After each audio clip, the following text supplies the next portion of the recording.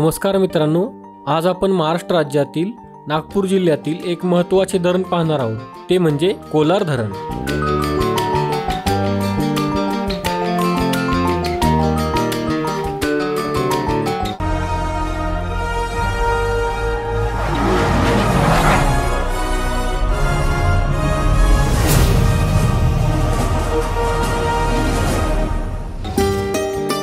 हे धरण सावनेर तालुक्यातील उमारी गावाजवळ आहे।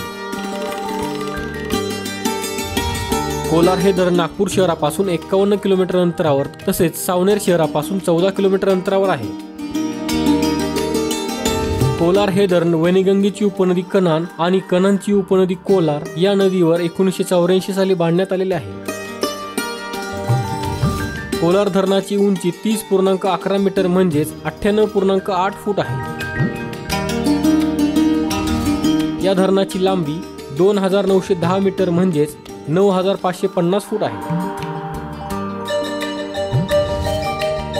कोलार या धरणाची पाणी साठवण्याची एकूण क्षमता 1.25 टीएमसी म्हणजेच 1250 दशलक्ष घनफूट इतकी असून या धरणाची उपयुक्त क्षमता 1.11 टीएमसी म्हणजेच 1110 दशलक्ष घनफूट इतकी आहे।